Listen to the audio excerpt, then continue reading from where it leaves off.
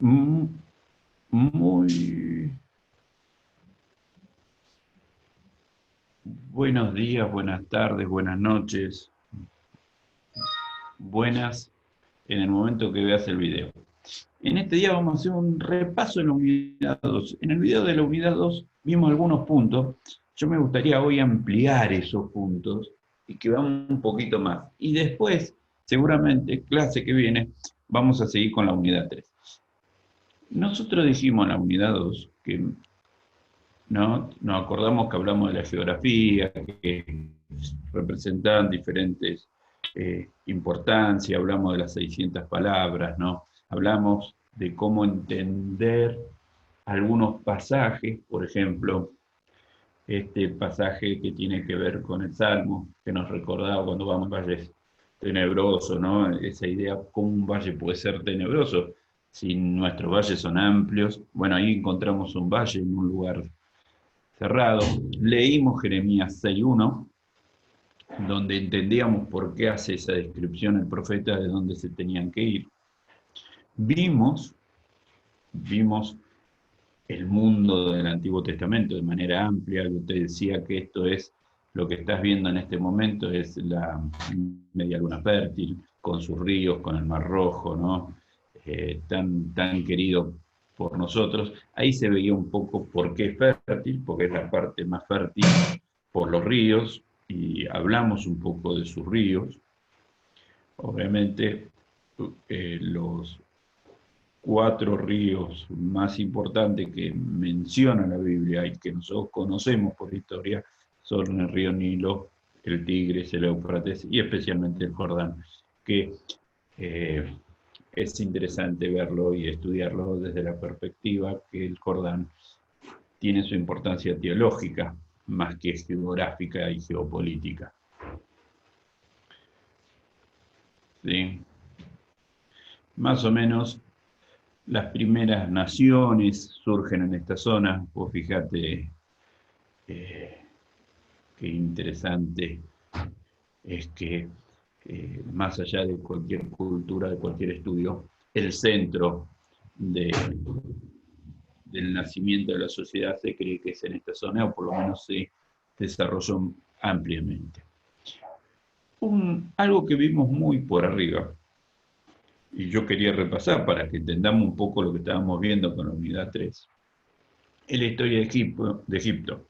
La región en la antigüedad tuvo dos reinos que se unieron. No solo es una tierra larga y estrecha, con un ancho de 15 kilómetros, porque hay que entender Egipto desde esta perspectiva. El río Nilo se convierte en algo fundamental para ellos, se convierte en, lo decíamos la clase pasada, en el desarrollo de transporte, de pesca, y se convierte en un dios, porque es lo que le da vida. Fíjate que esos 15 kilómetros es alrededor del río Nilo y algunos oasis. Obviamente era largo el país, por eso estuvo mucho tiempo dividido, se unieron y diferentes ciclos tuvieron conflicto. ¿No? Ahí ves un poco más río Nilo. Estas son las características geográficas del río Nilo. Estas características son importantes. Su longitud es de 6.400 kilómetros, fertilizaba la tierra por medio de sus desbordes y era la arteria comercial del país. Era mucho más fácil transportar cosas por el río Nilo que por tierra. Hay que pensar que estamos hablando de una ruta de 6.400 kilómetros, obviamente con sus complicaciones. Pero si ellos tuvieran que hacer el camino por tierra, tenés que pensar que tendrían que ir por el desierto, mucho más conflictivo. O sea, por eso se convierte en la arteria principal. Esto lo podríamos llamar nosotros como la Panamericana o la Ruta 7 del país, ¿no? Son rutas tan importantes que circula todo el mundo por ahí. Esto sucedía. Evidentemente, si nosotros vemos un poco de historia y religión de Egipto, sí, más o menos se cree que la primera dinastía es en el 3200, se unificó en el 2900 a.C. Los faraones se convirtieron en dioses reyes. Esto es importante y lo vamos a volver a repetir siempre. La diferencia con otros reinos, el faraón era un dios, estaba fuera de las leyes. Había tres tipos de dioses: el local, el de un pueblo, el cósmico y los responsables de alguna función vital. Obviamente son politeístas, el extremo, ¿no? Acá vos vas a tener algunos dioses: Osiris, Isis, Horus, Amon-Ra, Buey-Apis, ¿sí? Y aclaro, son dibujos que ellos se hacen, no son extraterrestres, como dice History Channel, Discovery Channel, ¿no? Que los egipcios vieron extraterrestres y eso hicieron. Ellos consideraban lo visual como algo importante, ¿sí? Esto lo vamos a ver un poquito rápidamente, pero lo vamos a ver en historia más que nada. Refugio en un momento de hambre fue para Israel, guerras entre Israel y Egipto. Israel buscó siempre ayuda. Yo creo que su profesor, otro profesor lo menciona, y yo también lo menciono muchas veces: la mentalidad de esclavo, esa idea de siempre volver a Egipto que tuvo Israel, como necesidad de Egipto, más allá que no lo esclavizó, siempre era el lugar donde ellos querían volver. La otra región importante es la Mesopotamia. La Mesopotamia tiene 1000 kilómetros, se divide en alta y baja. Eh, la baja es la desembocadura de los ríos Tigris y Éufrates, hasta 400 kilómetros arriba, y la alta es de 600 para arriba, llega casi hasta Siria. ¿Cuál es la importancia o los aspectos geográficos? La fertilidad de la zona dependía de los ríos, por eso lo tuvieron que dominar.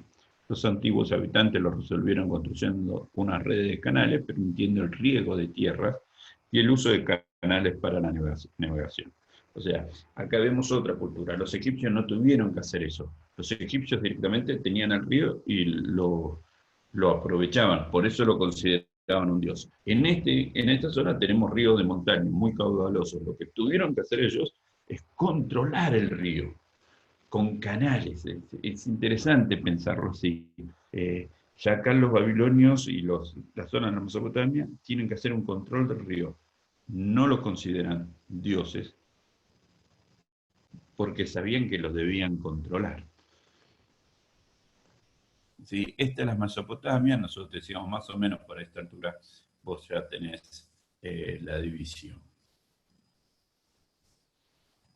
Los primeros pueblos que surgen son los sumerios, fíjate, casi en la Baja Mesopotamia.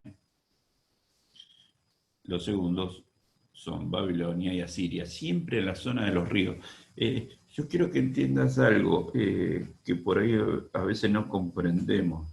Esta zona, y especialmente en este periodo, la importancia del río. Por eso vas a tener muchos pasajes de la Biblia que habla del río que sale del templo, la necesidad del agua. ¿Por qué? Porque era fundamental para la vida. Bueno, un poco el estilo de construcción. Cuando hablamos de la Torre de Babel, hay algunas malas interpretaciones. Primero, el pasaje de la Torre de Babel no es un pasaje en positivo, es un pasaje en negativo. El hombre se junta para hacer el mal, quiere enseñar eso, no para hacer algo bueno. Si ustedes se fijan, todos hablaban en común y querían causarle temor a Dios. Yo he escuchado gente decir que es positivo eso. No es positivo. Tampoco fue una torre como la de Pisa, que nosotros nos imaginábamos un redondel. Es esto, estaban haciendo un templo, ¿sí? Para adorar a alguien. ¿Sí? Ya ahora con la tierra de Israel, tenemos los diferentes nombres: Palestina, tierra de Israel, Canaán. Su extensión, norte-sur, desde Dan hasta Beerseba, 240 kilómetros, de este a oeste, el mar Mediterráneo hasta Transjordania, ¿sí? Yo te decía que es casi la provincia de Tucumán, ¿sí? Más chico de la provincia de Tucumán. Ahí tenés un poco, ¿no? Mar de Galilea, Río Jordán, Monte Moria. Esto nosotros Lo vimos rápidamente, pero yo quiero que lo veas de nuevo. El Mediterráneo es el punto cero. El Monte Hermón es donde nace, es el punto 2800, y donde nace es el río Ule a 67 metros. Sí. Y termina el río Jordán en el Mar Muerto a 397 metros bajo el nivel del mar. O sea, es un descenso muy notable. El río Jordán desciende muy rápidamente. Por eso no era navegable.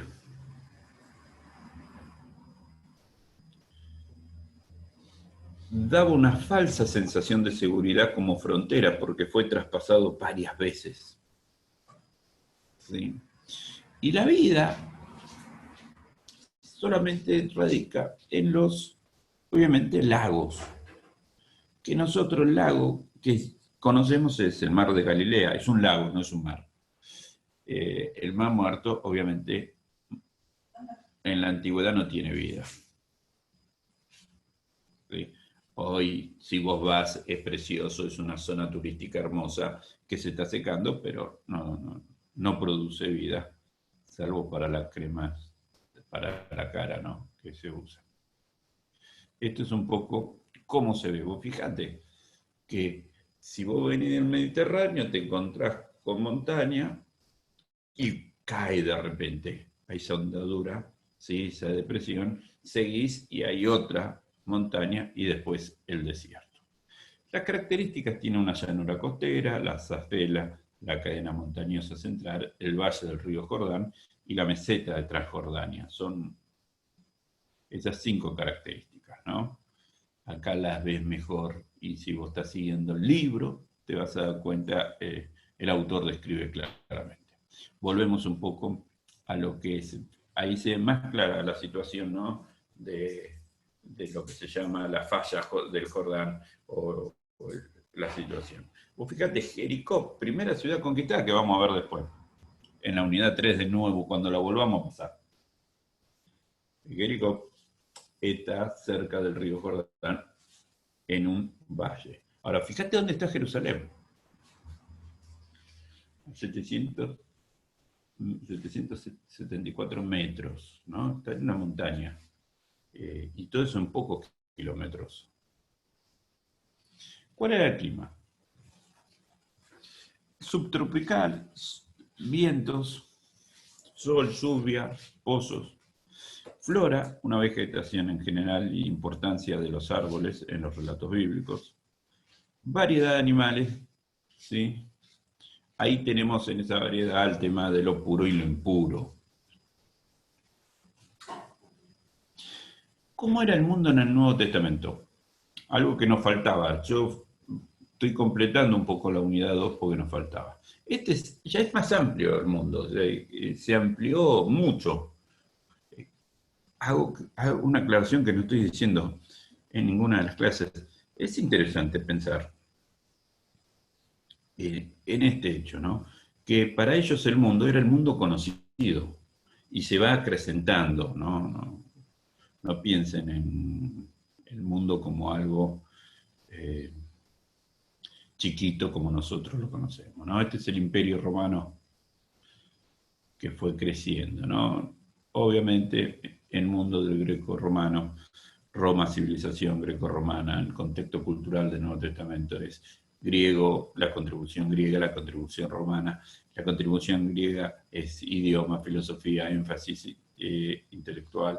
La contribución romana, paz, carretera, orden y unidad política, ¿no? Esto se describía en este momento, en los tiempos de Jesús. Ya no existen las tribus que vamos a ver en historia, en la parte de unidad 3, sino que Galilea, Samaria, Judea, Basán y Perea son las provincias del imperio. Ahí tenés un poquito más que se va agrandando, ¿no? Ahí tenés los relatos de Jesús entrando, ¿no?, a los lugares importantes. Si un día viajas a Jerusalén, ahí tenés para leer los pasajes en los lugares que te venden, ¿no? En Tierra Santa. Todos los lugares que dicen que estuvo Jesús, es una probabilidad que estuvo Jesús. Nadie le sacó una selfie a Jesús en el lugar. Es una probabilidad. Pero sí va a ser interesante hacerlo leyendo la Biblia y comprendiendo los pasajes. ¿No?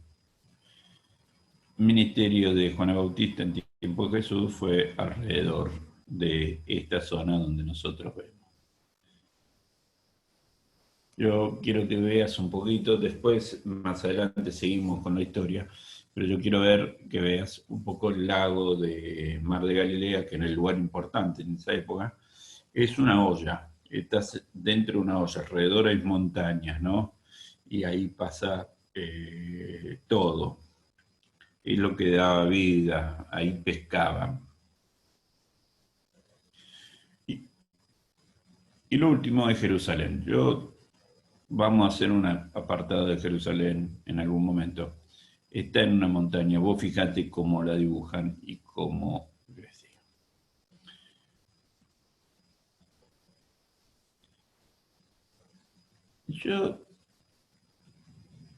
Vamos a ver un poco lo que es la vida en la Biblia.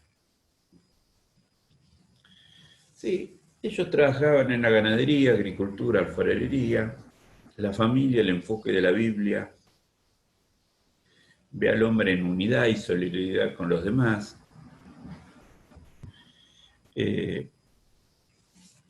La Biblia enseña entre padres e hijos, entre la familia en contexto. ¿Cómo se entienden las viviendas? Generalmente eran tiendas, refugio del clima, lugar de reunión para hablar, el tabernáculo. Chozas, simples refugios, no eran aptos para establecerse. Y cuando ya se establecen ellos, aparecen las casas. Se construían y se dedicaban a Dios. Casas simples estamos hablando, ¿sí?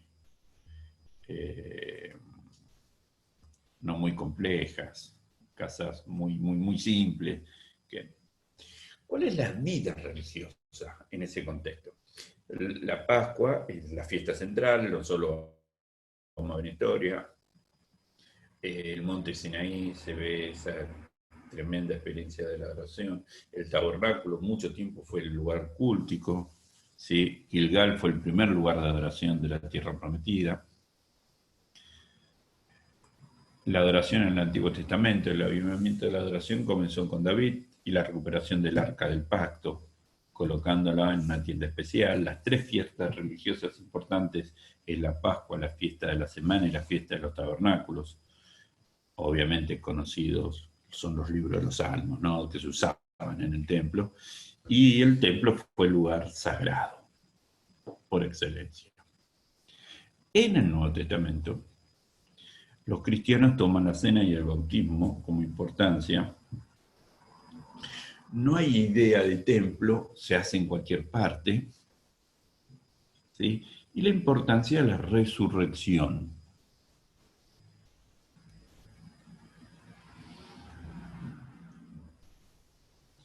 Obviamente los creyentes adoptaron el orden del culto de la sinagoga y en lo gentil, en la influencia gentil, solo a nivel del lenguaje hubo algo parecido.